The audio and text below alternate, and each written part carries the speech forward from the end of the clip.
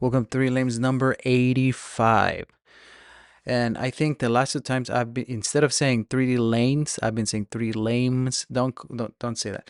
But yes, last time we spoke about Volkswagen, and this time we'll speak about Zodiac.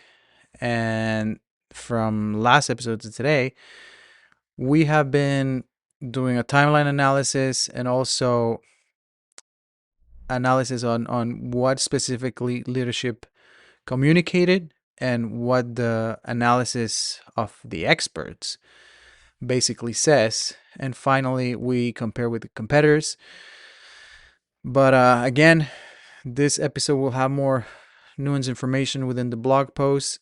And this is another brand that, maybe besides the quartz crisis, also management decisions have made the brand vulnerable and put in a tough spot, tough situation.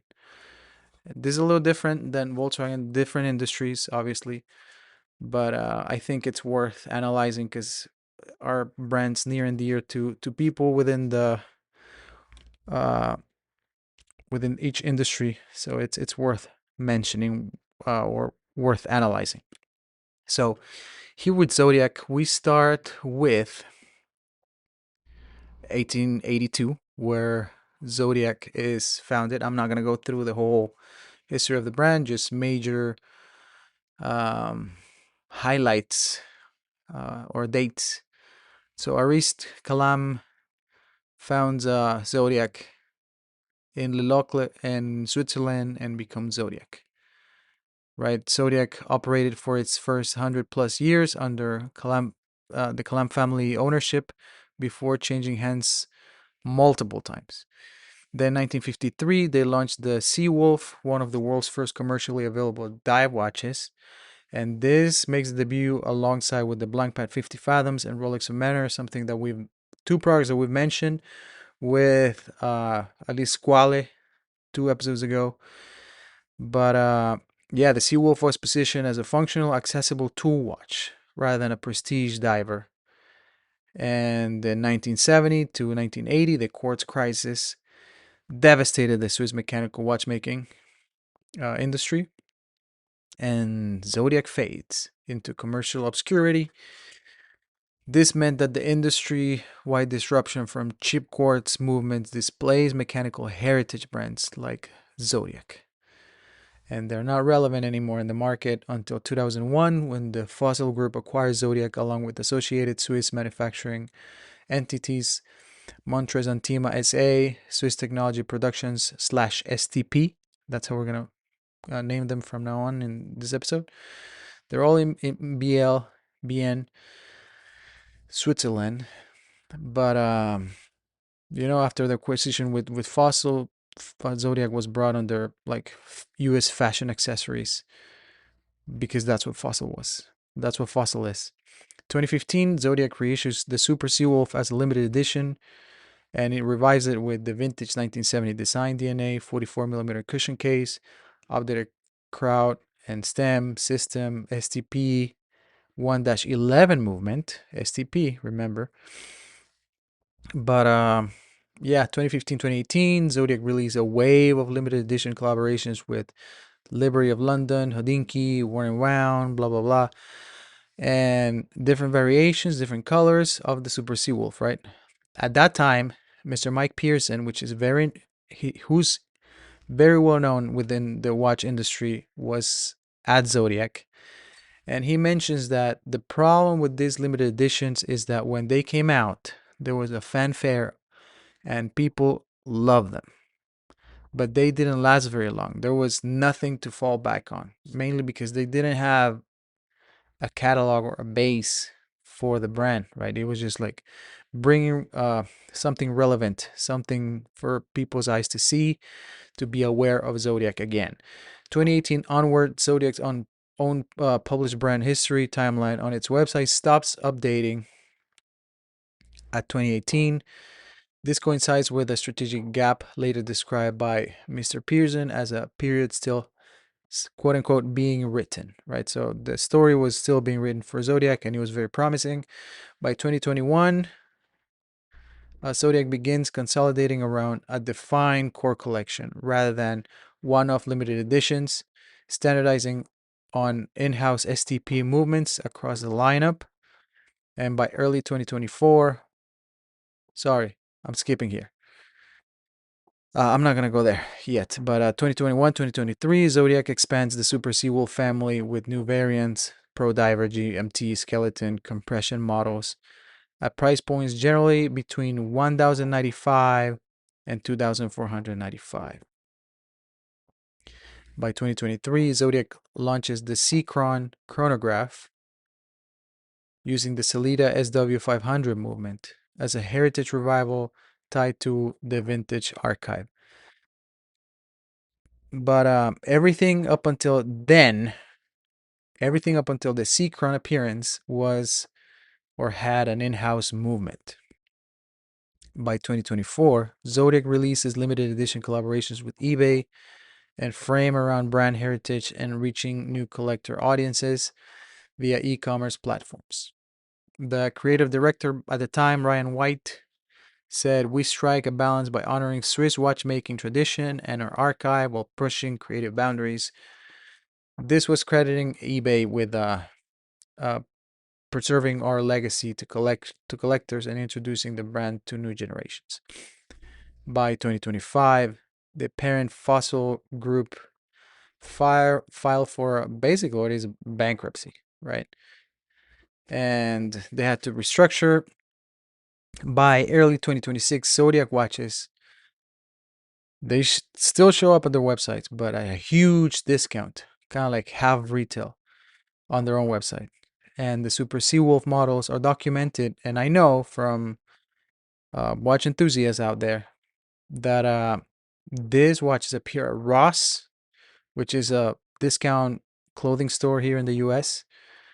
These are for a fraction of the retail price. So very, very cheap. A lot of people got them like that. Something very well documented out there.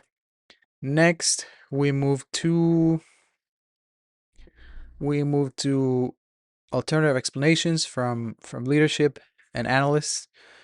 So the first one comes from Mr. Mike Pearson in 2023. So he says the 2015-2018 collaboration strategy failed because there was nothing to fall back on, right? This, we mentioned that they were, it was just sparks. Like they were trying to get eyes to the brand, but they didn't have anything constant that when people look at it, or if people missed out on, they could go back and gravitate towards the brand. There was a lack of core collection and internal production or product strategy gap. That's what he said. And what the experts outside said, and again, this could be found in with different experts, from experts, let's say, to watch enthusiasts. What they experienced with those early watches was, Fossil Group bought the IP, and those early reissues, they had pretty questionable QC. And the root cause of the failure of these early releases was not just the collection strategy gap, but also the authenticity that they were going out about it, and the manufacturing quality was not that great. So that would make it not a good product out. Is more than just collection strategy gap. Next, we have a framing of Zodiac's turnaround as a driven by internal capability building. So the in-house STP movements, discipline core collection, and views this as the brand's winning ticket, right? Like having in-house, basically vertical integration within the brand. But what the experts say outside, or the analysts, is a 2026 retrospective analysis attributes Zodiac's more recent struggles to positioning and pricing dynamics. They argue that expanding into $2,000 price points put Zodiac in direct competition with more established brands such as Longines, Oris, and other, you could say, better established micro brands at the time. You could even call it Christopher Ward. Christopher Ward had offerings for less than that at that time.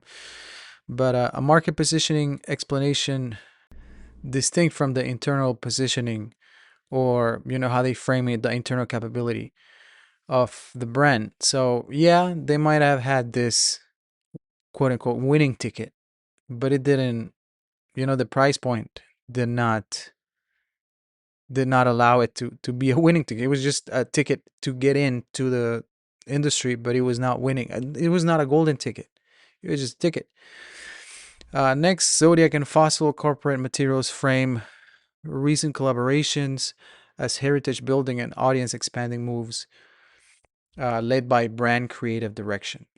But what we encounter now, you know, in the market is that despite this brand creative directions, at the end of the day, it was not only Zodiac's direction internally within the brand, but also the Fossil group, right? So we have the commentary from the collector community that they have found all these watches at Ross or discount stores, but this might not be because of the brand's own fault, but because of the Fossil group's fault.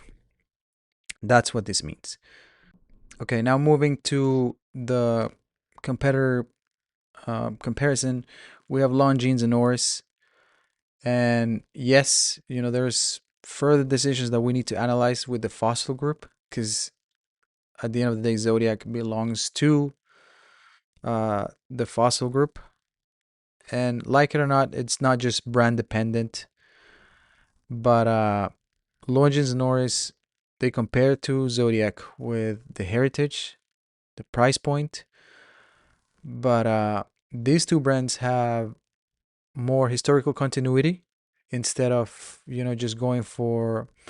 And at the end of the day, before I get into this point, is between 2015, 2018, and even past 2018, a little after COVID, right? Maybe 2021, there was still a lot of limited edition situation going around and a quick buck to be made by a bunch of companies, a bunch of watchmakers. And yes, Zodiac might have been one of the precursors on this, but this did happen. Almost everybody was guilty of this. But Longines and Norris have maintained brand identities, and they have been more stable and less susceptible to the rotating catalog and novelties every month that a lot of critique was given to Zodiac for. But yeah, there's I guess comparative financial or sales performance if you can find those documents. But yeah, I think the brands are very, very similar, but the initial strategy from Zodiac that maybe made him a little weaker was being too quick to adopt the limited edition um, plan or strategy when Oris and Longines had been operating for longer the same way. Even though Longines belongs to a group, I feel like they're more stable. We haven't seen them go out of business, right? So there we have it. That's what better explanation than that, or better evidence than that. So this is where I leave it. This is Zodiac, a brief analysis of their management and what happened, as much as we can know, right? Because a lot of this stuff is behind closed doors and not everything gets published. But this one connects with the episode from last week, which is Volkswagen. I hope you have enjoyed it. I will leave it here. I appreciate your time. I will see you next time.